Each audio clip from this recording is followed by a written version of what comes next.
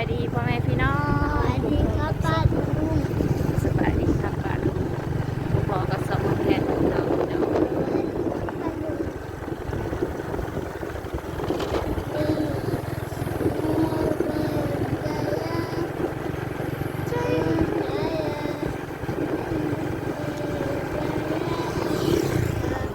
ตา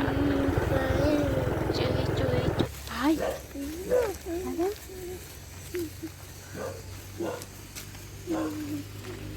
ครบรอบในจะเตือนหนึ่งนี่คือพี่น้องมาหาน้องดิแทก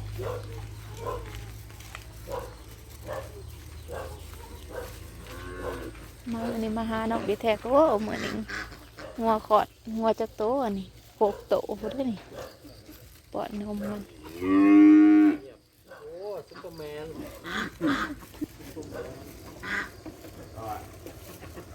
อันนี้เห็ดยังจะตาเมื่อตื้อพี่น้องเอ้ยครบรอบ3 เดือนมาหาน้องดิแทกพี่น้องเอ้ยมากับเป็นหูเป็นตาไปเบิด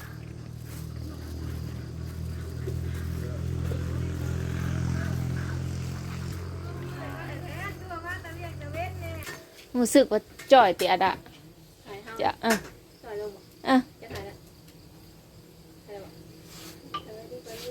เมื่อนี้มาหาน้องดิแทกมาฝากท้องไว้น้ำน้องดิแทกเลยพี่น้องเอ้ยมึงหลังจากหายหน้าตาไป3 เดือนน้ำหนักเท้าลงเด้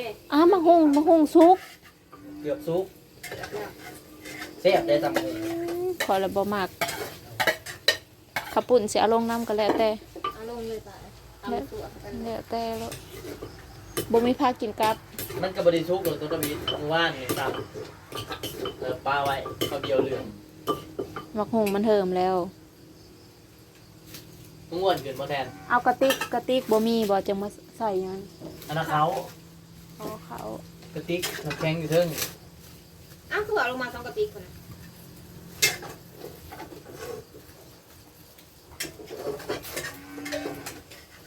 พากันอาบน้ำแล้วบ่เลยโอ้อันนี้แล้วงานแล้วก็พากันมาเลยเด่น ห้าพันแล้วแต่นะกับบอกคนมันแห้งแล้วก็ถึงแล้วคนมันลงมาถึงมันก็เลยเบิ้งนี่ยังนี่นี่ขี้เกียจนี่เบิ้งนี่ขี้เกียจนี่ขี้เกียจยังบอกพักคนตำกับปุ้น ตำกับปูนตำ ผ่อนแทนมาเลยเผาไผ่โลด ไข่ จูดโลด มือเท้าเอง หลังจากบ่ได้พ่อกันหลายเดือน พี่น้องเอ้ยมาหาน้องดิแทก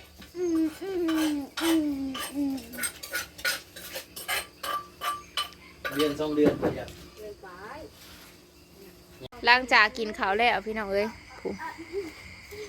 พากันเตรียมของเตรียมสิพากันอันนั้น เสียงถึงจะไปหาประกอบทานได้แบบนี้ เตรียมไปหาประก ก็ อบ เสียง ทำ ไว้เคยเราเห็น โบเปียก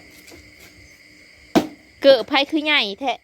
ไม่ใหญ่ก็ซื้อให้ โบ ใหม่ ใหญ่โบได้ใหญ่เลยโบซิป กูนี่ก็ซื้อใหม่กูนี่ก็ซื้อให้ใหม่ใส่ขาตั้งเขาเลยขู่แต่โรงงานเนี่ย เดี๋ยวมือหนามาเล่นน้ำไหมปะ ไปอาเทกับโพดได้ไหม เห็นงาน3 คนชุเพิ่นนั้นน้องดิแทกเห็นงาน3 คนผู้ใดพี่น้องเอ้ยเห็นงาน3 คน พี่เลี้ยงไว้ใหญ่ใหญ่ก็ถอดให้ งัวน้อยในตัวแม่เบิดบ้างงัวน้อยนี่ เบิร์ดตัวผูพายแบบ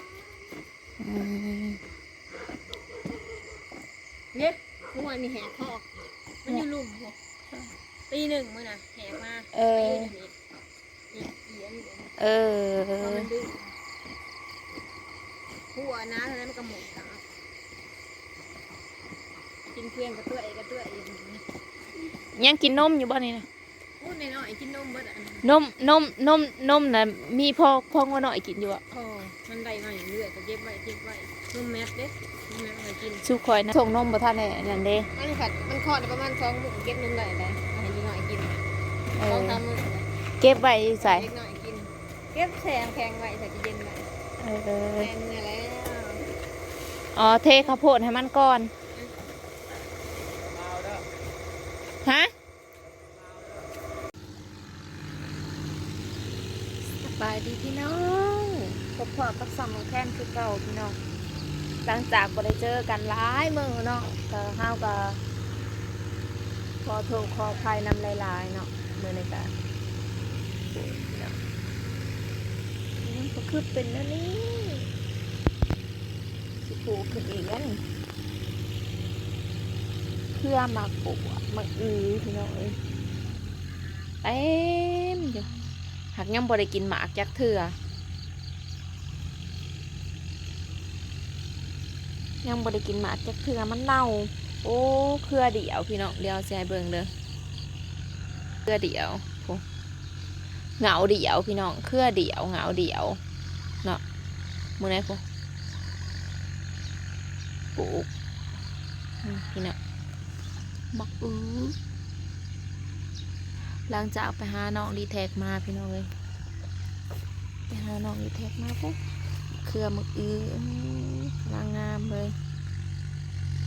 ตื่นมาแบบไปหาน้องดีแท็กพี่น้องกระเจี๊ยบเปิดรุ่นมันแล้วนี่คือปลูกใหม่อีกกระเจี๊ยบขาวมีแต่หมดพี่น้องเลยตรงนี้พอมันใหญ่นี่พี่น้องมันใหญ่มากซ้ำนี่แล้วมันเน่าไหมนี่มันใหญ่มากซ้ำนี่แล้วมันเน่านี่เน่าเลยนี่เลิกเน่ามือนะโอ้ยเป็น30-40หน่วยเลยครับบริกินจักหน่วยนี่เต็มเบิดเลยนี่ก็เน่าอีกเลยนี่แม่ของแท้น่ะอุตส่าห์เอาอันโอมาใส่เน่านี่ก็เน่าอีกแล้วนี่แม่ของแท้แค้นว่านี่บ่หัวมันสิใหญ่หรือมันบ่ใหญ่นี่พี่น้องบ่หัวมันสิใหญ่ให้บอกนี่ก็เรียกว่ามันอยู่ในดินแล้วมันเน่าบ่นี่อันนี้ก็จะสิใหญ่ให้หรือบ่นี่ก็พังเบิ่งพี่น้องของปลูกของพังเต็มแต่ว่าบ่แม่นเฮาปลูกดอกพี่น้องยายปลูกอันนี้ก็เครือมะพี่น้องเครือมะกวบเดี๋ยวเราเบิ่งเราชมพี่น้องแทนปั่นอาหารถาดเดี๋ยวไปเฮ็ดงานก่อนเด้อพี่น้องเรียบร้อยแล้วพี่น้องไปหาน้องดีแท็กหลังจากไปหาน้องดีแท็กแล้วก็เลยไปหาน้องเพิ่นไปหาน้องจ้าเมื่อไรพี่น้องอันนี้ก็เครือมะอันนั้นเมื่อไรพ่อปลูกยายเป็นคนปลูกพี่น้องบ่เป็นเฮาเป็นคนปลูกเมื่อไรพี่น้องเนี่ยกูอย่างงามเลยเด้ทางได้ปลูกตั้งแต่ได้หลายเดือนเลยมันเนี่ยยังบ่ได้กินหน่วยจักเทื่อมันรู้ว่ามันจูดินบ่เนาะพี่น้องมันจูดินบ่เนาะเห็ดมันกับบ่ทันแล้วเนาะสิเห็ดยังให้มันกะพอมันลามไปเบิดแล้วทั่วไปเบิดเลยก็หัวจิงไข่กับหัวบบอันนั้นซ้ำมันลามไปเบิดเลยมีแต่หมดพี่น้องนี่ก็มะเขืออันนี้ใบกะเพราต้นมะกล้วยพี่น้องอันนี้เครือมะถั่วเครือมะถั่วกำลังขึ้นเนี่ยพี่น้องกับบรรยากาศว่าสีหนาวกับบ่หนาวบ่อยากให้มันหนาวดอกเนาะห้าบ่มากพี่น้องพี่น้องอันนี้ก็คือข้อแกะอันนี้แต่ว่าทางไทยบ่ฮู้เอิ้นหยังบ้านเฮาเอิ้นถั่วพูเครือถั่วพูเนี่ยพี่น้องบ่จักหมักหมักอีจักสมปียันมันลามออกนอกออกพู้นแล้วนี่มื้อนี้พี่น้องหน่วยมันน่ะกองลูกร้อนอยู่พี่น้องหน่วยมันน่ะโอ้ยนับบ่ถ้วนเลยพี่น้องเอ้ยพวกนี้นึงบุหูสาเหตุมันเป็นยังมันจังเน่าเนาะมันใหญ่ขึ้นมาเลยซ้ำนี่เลยนี่ซ้ำคนแน่นี่เลยมันเน่าเบิดนี่คือพี่น้องนี่กองลูกล่อนี่มึงเนี่ยผู้มานะลายโพดแต่ว่ามันบ่ได้กินหน่วยมานั้นจากแม่น้องแทนสิเหตุอะไรเบิ่งเนี่ยนะเหงาเดียวได้พี่น้องผู้หอดผู้เหงาเดียวโพดบ่เครื่อมกระดักกระดอป่งออกกระดักกระดอผู้ออกเงาขากเงาเนี่ยจากสีนั่นสีลามหอดใส่เพราะว่าลามออกนอกผู้จักลามออกไปทางใดอันนี้ลามออกนอกแล้วนี่ลามออ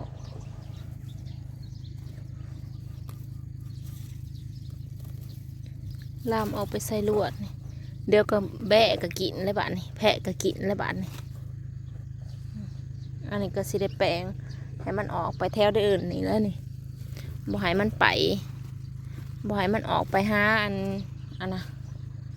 บ่อยากให้มันออกไปหาแกะพี่น้องเดี๋ยวแกะกินเบิดแล้วเนาะเดี๋ยวแกะกินเบิดแล้วก็แล้วอีกแล้วนี่มันลามขึ้นแถวนี้มันบ่ให้มันเขินขอกแกะมันเลยพี่น้องงามงามจะแม่นว่างามงามนะได้บ่ได้กินหน่วยจักเถื่องามก็งามมันงามเกินหรือว่าได้เงาเดี่ยวเลยนี่มันงามเกินบ่จักเงามันอยู่ให้ใส่เลยเงามัน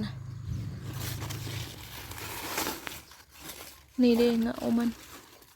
ผูเงามันนี่โอ้โหพี่น้องไปนี่ก็เน่าเลยนี่จึงสิไปเห็นในนี่ในเงาเดี่ยวนี่นี่เงาเดี่ยวนี่ผูความเคี้ยวนะความงามนะหาได้บริกินหน่วยเป็น40-50กับบริกินออกลูกมาเน่าเบิดออกลูกมาเน่านี่ก็ลูกน้อยกำลังโผล่กำลังเต็มอยู่นี่ก็เน่าร้ายลิหลังจากบริไปหาน้องดีแทกหลายเดือนแล้วกันคืนนี่ก็เลยไปหาเพิ่นจ้าบนได้หมดนะหมดงามเนาะแต่ว่าบุหัวบางทั้งไทยเพิ่นเอิ้นหยังเฮาก็บุหัวแต่บ้านเฮาเอิ้นหมดงามมะเขือต้นมะเขือกระเจี๊ยบอันนี้ผักขาพี่น้องก็เริ่มปรุงเมื่อคืนก็เลยไปหาเพิ่นจ้าน้องอีแทกกันนั่นแหละพี่น้องบ่ว่ายังร้ายพี่น้องคิดหน้าพอกันใหม่อย่าลืมข่าวรับชมส่องน้องแทนเด้อว่าสิลมหนาวก็บ่ได้มีลมมีเล่มหยังเลยโพดโพงามกระดักกระเดาะเนาะเห็ดจุดปุ้ยนั่นแหละพี่น้องนี่เครือนี่กันนี่เฮามัดไว้เฮาอยากให้มันขึ้นเทิงเฮาอยากให้มันลามขึ้นไปแถวนี้เฮามัดขึ้นไปหัวมันสิขึ้นในเฮาบ่นั่นแหละพี่น้องบ่ว่ายังร้ายพี่น้องคิดหน้าพอกันใหม่อย่าลืมรับส้มส่องน้องแทนเด้อฝากไลค์ฝากแชร์ส่องน้องแทนในเด้อจ้าปะลุงขอขอบคุณหลวงหน้า FC ที่เข้ามารับส้มส่องน้องแทนเด้อ